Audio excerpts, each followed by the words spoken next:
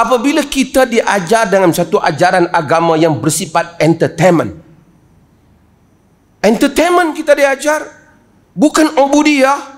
Kita tak diajar tentang akidah, tentang tauhid, oneness of God, of Allah Subhanahu Wa Taala. Siapa baca Quran daripada awal, semua perjuangannya menegakkan tauhid, menentang syirik. Bacalah Quran. Tapi ini semua tak. Pengajaran kita bersifat entertainment. Panggil ustaz supaya you can smile, kamu boleh senyum dan awak boleh ketawa. Ustaz akan cerita benda yang boleh awak ketawa dan senyum sahaja. Dia tidak menceritakan tentang ni. Dan dia akan bagi tahu petua-petua. Dengar petua saya ni, kalau kita baca yang ni, kita boleh jadi kaya. Kalau kita baca ni, kita akan dapat duit banyak. Kalau kita baca ni, kita menega akan macam. Saya tidak nafikan tentang kemustajaban, tapi itulah tajuk utama. Kalau kita bangun qiyamul lail, menega kita akan laku. Duit kita akan banyak. Instagram kita ramai orang follow. Tak ada lah, dia kata lebih kurang macam tu lah. So, entertainment. Jadi orang bangun tahajud, ketika sebut subhanallah, ketika buat astaghfirullahalazim, dia tidak menyatakan rendah diri dia, merasa memohon keampunan Allah, berdosanya di depan Allah. Tapi duk fikir, kalau cukup 1,000, 2,000, sagi ustaz kata kaya. Duit dapat, boleh duit banyak, menega. Saya tak nafi fadilat istighfar, tapi itu datang kemudian setelah awak benar-benar beristighfar kepada Allah dengan kerendahan diri. Maka semua orang duk tunggu, ustaz ni minggu ni nak bagi petua hak baru pula ni. Petua untuk ni, petua untuk ni. Sebahagian besar petua itu tak ada dalam nas. Sebahagiannya memang ada fadilat, tapi fadilat ada asasnya. Tauhid yang benar, solat yang benar, kemudian datang fadilat.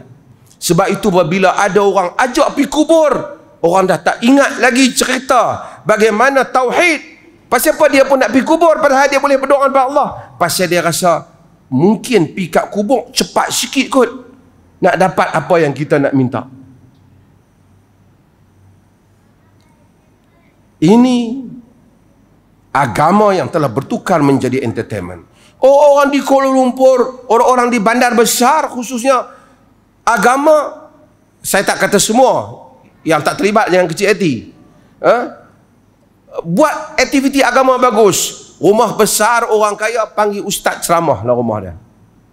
So tak apa, sebahagiannya dengan niat yang bagus, sebahagiannya nak ustaz yang boleh menghiburkan, supaya boleh ada gathering, boleh ada himpunan di rumah, panggil kawan-kawan semua, ada makan-makan, ada beli-beli hadiah sikit kat ustaz, ada sembang-sembang, kan?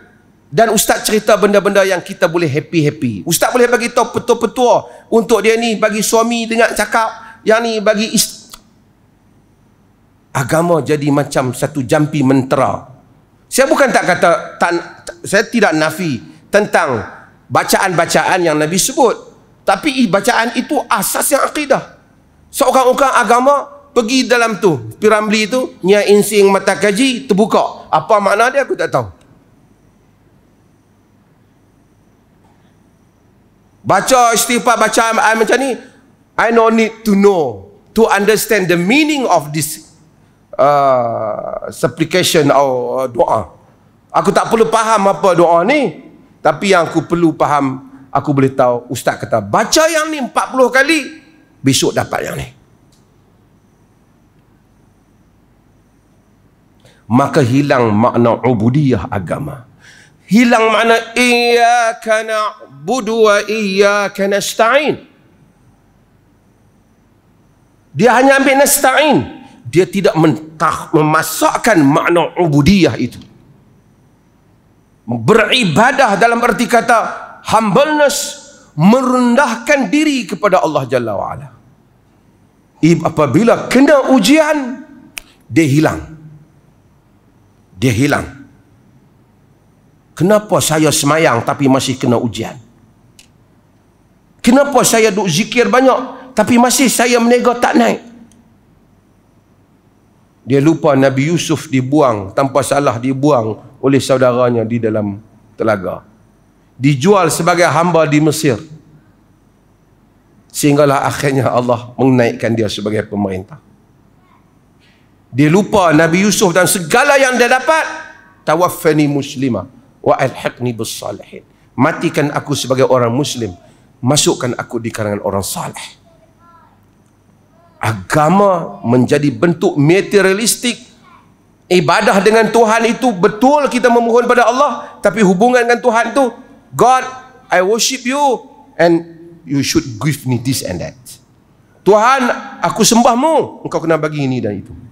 Memang benar kita memohon pada Allah, tapi ia bermula dengan kerendahan diri. Dia sebagai Allah, kita sebagai hamba yang menerima segalanya, dan kita berdoa kepadanya dan dia memustajabkan doa kita.